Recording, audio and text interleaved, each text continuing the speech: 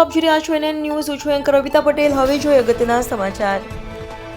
માગશર વદ ચોથ તારીખ 19/12/2024 ને ગુરુવારના રોજ ચોટા બજાર સુરત સ્થિત પૌરાણિક શ્રી સંકટ મોચન હનુમાનજી મંદિરે પાટોત્સવ નિમિત્તે હનુમાનજીને ફુલહારનો શણગાર કરીને શેરીમાં લાઇટિંગ કરવામાં આવી હતી. અને આ મંદિર 200 વર્ષ જૂનું છે અને આ મંદિરમાં આવીને પોતાની માનતા પણ પૂરી કરવામાં ભાવિક ભક્તો આવતા હોય છે.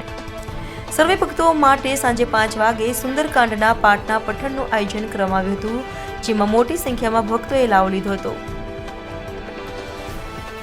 આશીષ કાપડિયા, ભૌતિક ગાંધી, ભાવિન ત્રિવેદી, સનકી સોની, સમીર સોની, સંજય પટેલ, પ્રશાંત કાપડિયા, પ્રિન્સ ત્રિવેદી, પ્રશાંત સોની, લખન ત્રિવેદી, સંદીપ પરિયાવવાલા, રવિ ગાંધી, હિમાંશુ ચાપાનેરિયા, સરફરાજ દરજી તથા આજુબાજુના રહેવાસી દુકાનદારોએ કાર્યક્રમને સફળ કરવા માટે મહેનત કરી હતી. અંતે મહાપ્રસાદી લઈને સર્વે ભાવિક ભક્તો છૂટા પડ્યા હતા. NN news Surat. દર્શક મિત્રો, NN ન્યૂઝને લાઇક, શેર, સબસ્ક્રાઇબ કરો, બેલ આઇકન પ્રેસ કરો, જેથી આપને નોટિફિકેશન્સ મળતી રહે. મારું નામ રવિ જાની છે. આજે 19 તારીખે મંદિરનો પાટોત્સવ છે. આ શ્રી સંકટ હનુમાન મંદિર 200 વર્ષ જૂનું છે અને આજે એનો પાટોત્સવ છે. સવારથી ભગવાનની આરતી કરી અને અભિષેક થયો.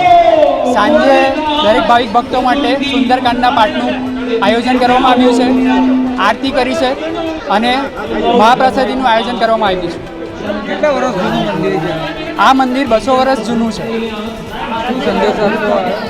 સંદેશો ભાવિક ભક્તોને એ જ આપવાનો કે આ મંદિર પૌરાણિક હોવાથી દરેક ભાવિક ભક્તોની અહીંયા માનતા પૂરી થાય છે અને હનુમાનજીની જે પણ કોઈ માનતા લે છે એ દરેક જણની પૂરી થાય છે.